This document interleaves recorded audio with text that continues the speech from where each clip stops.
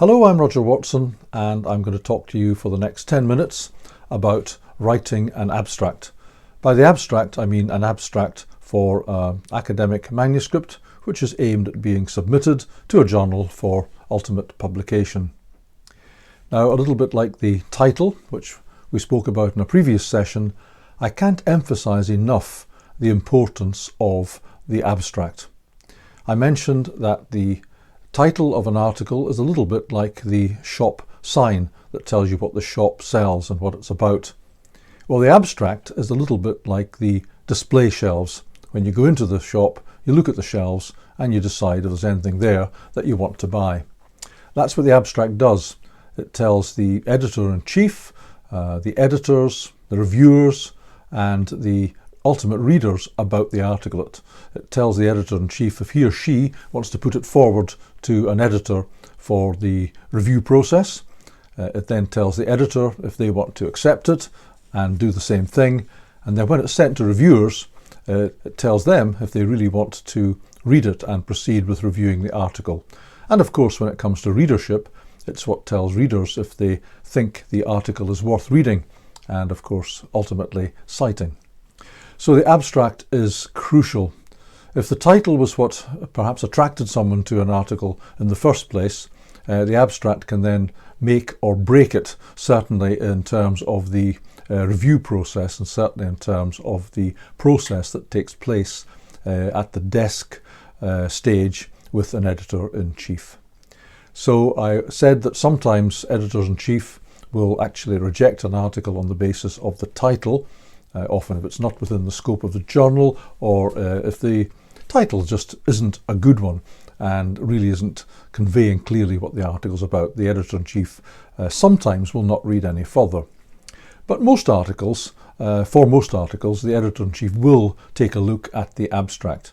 And the abstract is often as far as the editor-in-chief will go, whether or not they're making a decision to reject or to put it forward, because the abstract should tell the editor-in-chief everything that they need to know about the article. Of course, not in detail, but it should tell them if it's well constructed, if it has a good aim, if the methods are appropriate, if there's some indication that the methods have been presented properly, and of course, if the conclusions and the results are interesting and worth publishing.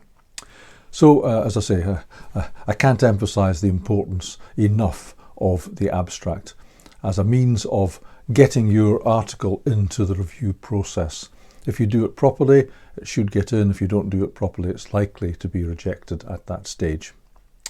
So, several things to say about abstracts. First of all, abstracts are all written to a very tight word limit. Usually 250, maybe 300 words. Some journals are very restricted.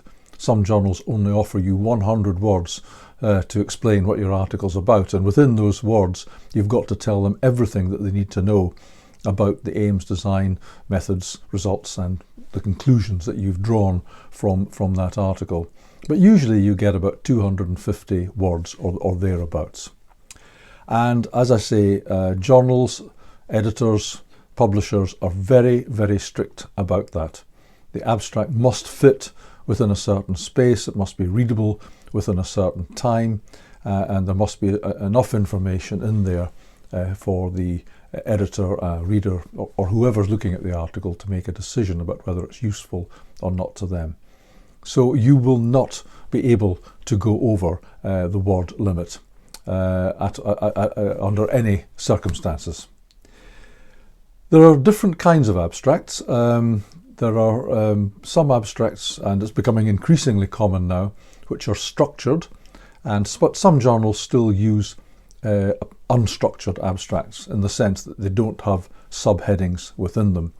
But most journals do, and certainly articles which conform to Consort guidelines or to PRISMA guidelines from the Equator guidelines for randomized controlled trials and systematic reviews, and some other kinds of studies or other kinds of designs will have a structure because that's required by these guidelines.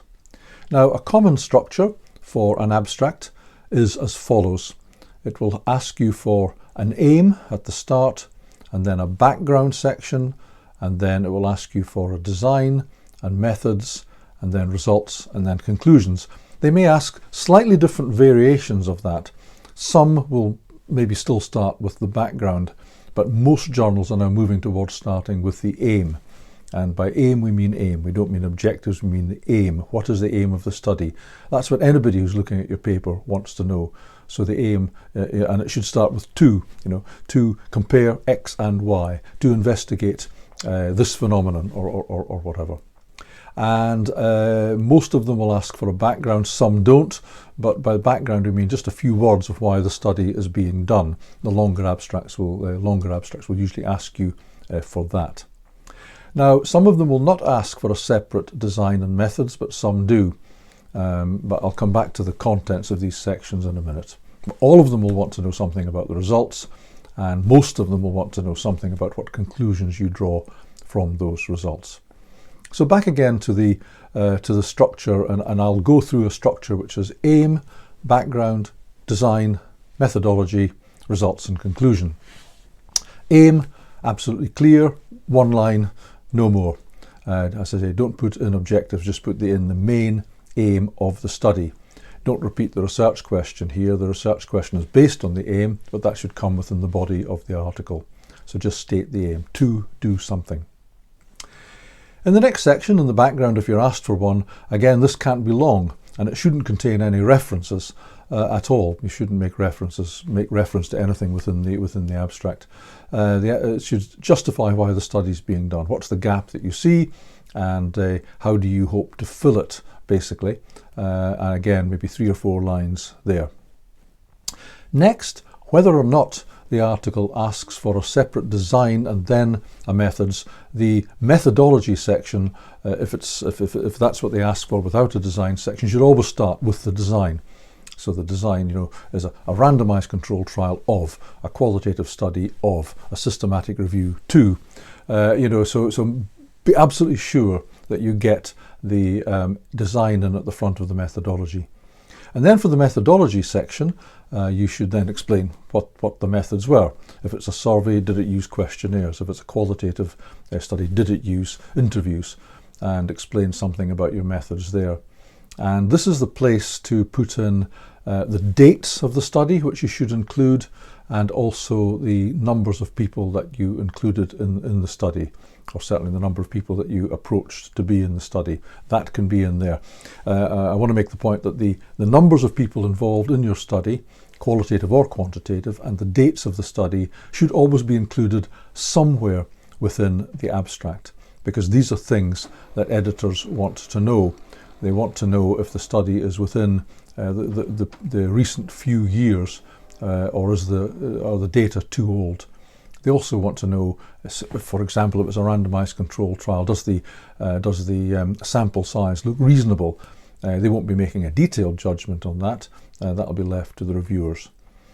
So always make sure that you get the dates of the study in there. When you come to the results, you may want to put the numbers in there, depending on the way the study's been constructed.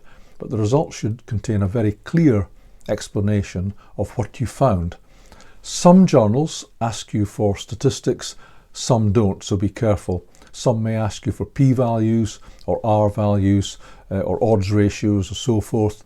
Not everyone does. I think it's increasingly common these days for journals to ask for these in the abstract.